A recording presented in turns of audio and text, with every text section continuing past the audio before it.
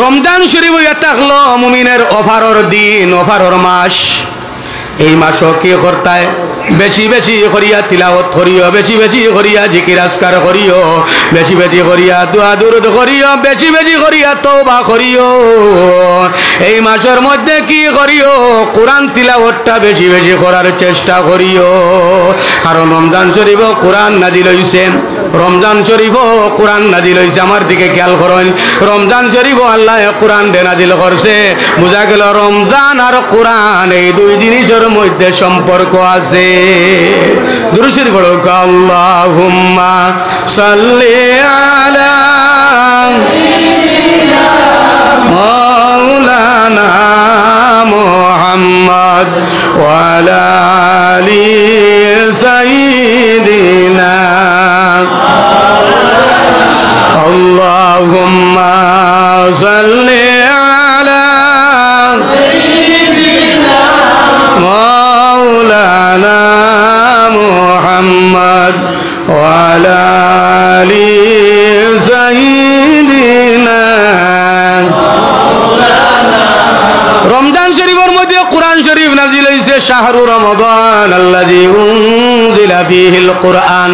আল্লাহ রমজান শরীফের মধ্যে কোরআন শরীফ নাজিল হই গেছে, নাজিল করেছেন। বোঝা গেল রমজান আর কোরআন, রমজান আর কোরআন দুটা শব্দের মধ্যে সম্পর্ক আছে। আছে না? রমজান আর কোরআন দুটা শব্দের মধ্যে সম্পর্ক আছে। রমজান শরীফ আল্লাহ কোরআন রে নাজিল করছেন, এর কারণে রমজান শরীফ বেশি বেশি তিলাওয়াত করার চেষ্টা করবা। দেখবা আমার বুজুর্গণ, বিভিন্ন জায়গার মধ্যে রমজান শরীফের মধ্যে খতমুল তেরাবি পড়া হয়নি না? খতমে তেরাবি পড়া হয়। যদি সম্ভব হয় তাহলে খতম তেরাবি পড়াইও। কারণ আল্লাহ রাসূল ফরমায় রমজান শরীফ যদি কোনো মানুষে নামাজের অবস্থায় যদি একটা খতম যদি কোরআন তিলাওয়াত করে, আল্লাহ রাব্বুল আলামিনে 1000 খতমের সওয়াব আল্লাহ দেয়। সুবহানাল্লাহ। একটা পারা যদি কোনো মানুষে তিলাওয়াত করে, 70 পারা তিলাওয়াত করলে যে পরিমাণ সওয়াব আল্লাহ তোমারে আমারে সওয়াব দেন। আর রমজান শরীফ যদি কোনো মানুষে নফল ইবাদত করে, তাহলে রমজান ছাড়া ফরজ নামাজের সমতুল্য, ফরজের সমতুল্য তুমি সওয়াব পাইবাই। আর রমজান শরীফ যদি কোনো মানুষে একটা ফরজ আদায় করে, রমজান ছাড়া রাসূলুল্লাহ ফরমায় 70টা ফরজের সওয়াব আল্লাহ দেয়। সুবহানাল্লাহ। গতিকে আমার বুজুর্গণ, রমজান শরীফ ও কোরআন শরীফ নাজিল হইছে। জিবরাইল আলাইহিস সালাতু ওয়াস সালামে রমজান শরীফ আল্লাহর রাসূলকে কোরআন তিলাওয়াত করে শুনাইছেন। আবার আল্লাহর রাসূলে জিবরাইল রে কোরআন তিলাওয়াত করিয়া রমজানও শুনাইছেন। গতিকে রমজান শরীফ তিলাওয়াত করা হইয়া তাহলে ফজিলতপূর্ণ কাজ। কারণ এই মাসের মধ্যে একদিকে কোরআন নাজিল হইছে, আর অন্যদিকে জিবরাইল আর আল্লাহর রাসূল একে অন্যরে কোরআন তিলাওয়াত করিয়া একে অন্যরে শুনানি হইছে। এর কারণে নিয়ম হইল আমরা আল্লাহ নবীর, আল্লাহ রাসূলের উম্মত। গতিকে আমরার জন্য ওলা দিলের মধ্যে মহব্বত থাকতো, যাতে সমস্ত রমজান আমরা তিলাওয়াত করিয়া রমজানটা কাটাইতাম। যাই হোক আমার বুজুর্গণ, আমি আপনার সম্মুখে পড়েছি 2 নম্বর আর একটা আয়াত পড়েছি। আল্লাহ রাব্বুল আলামিন ফরমান, ইয়াউমা ইউনফাখু ফিস-সূরি ফাতাতুনা আফওয়াজা।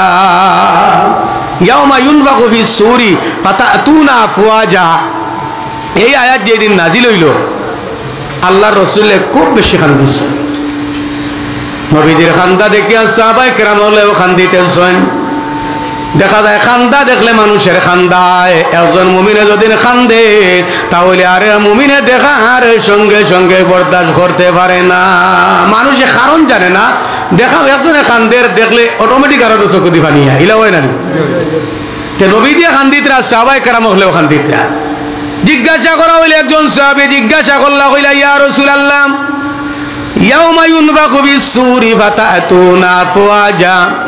আল্লাহ কইতরা ইসরাফিলে যেই সময় সিংহার মধ্যে ফুঁক দিবা, তখন মানুষ কবর থাকি দলে দলে উঠিবা।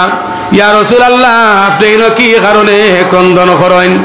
আল্লাহ রাসূল ফরমান, ও আমার সাহাবায়ে কেরাম, তোমরা জানো না রে, আমি এই আয়াতের মধ্যে যা দেখতেছি তোমরা তা দেখতেছো না। কারণ আমি দেখতেছি এখানে আল্লাহ কইতরা যেই সময় সুর কাওয়াইব তা জিবরাইলে যে আসবে আপনার ইসরাফিলে যেই সময় সুর দে ভুকিবা সিংহার মধ্যে ফুক দিবা তখন মানুষ ঢলে ঢলে উঠিবা। এক দল নাই দুই দল নাই 12টা দলে বিভক্ত হইয়া কবর থাকি মানুষ উঠিব। কিন্তু এক একটা দল এক একটা সুরত ধারণ করিয়া মানুষ কবর থাকি উঠিব। ইয়া রাসূলুল্লাহ সর্বপ্রথম কোন সুরত ধারণ করিয়া কোন দল মানুষ কবর থাকি উঠিব? আল্লাহ রাসূল ফরমান একদল মানুষ কবর থাকি উঠিব।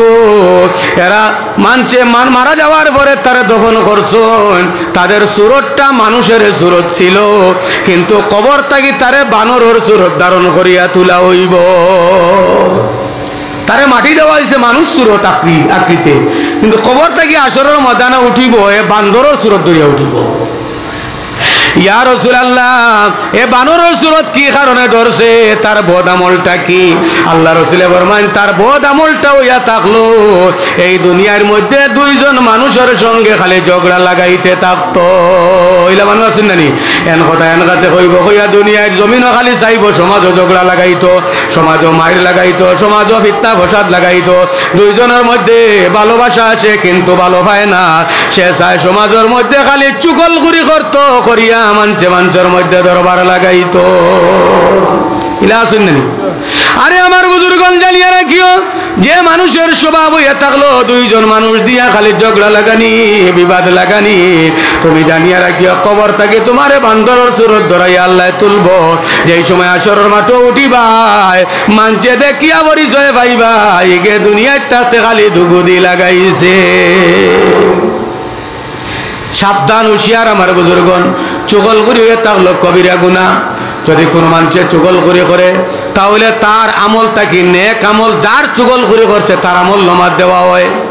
কাল কিয়ামতের দিন আমি জিজ্ঞাসা করবো, তুমি জিজ্ঞাসা করবে বলি আল্লাহ আমি বকরিয়াওর 8ম খণ্ড জামে মসজিদের মধ্যে অমুক দিন আমি রাত্রে 12টা পর্যন্ত বসি আল্লাহ তোমার হবিবর গুণগান শুনছি, আলোচনা শুনছি, এই সওয়াবটা আমার আমলনামার মধ্যে নাই। এখানে আল্লাহর কাছে প্রশ্ন করবা, তখন তোমার কাছে আল্লাহ কইবা ও বান্দা তুমি অমুক দিন ঠিক আছে তুমি বসিয়া কোরআন হাদিসের আলোচনা শুনছো, তোমার আমলনামার মধ্যে নাকি লেখা হইছে, কিন্তু পরের দিন তুমি চুগলখুরি করছো, এই রাতের সব যার চুগলখুরি করছো তার আমলনামার মধ্যে নিয়ে দেওয়া হয়ে গেছে।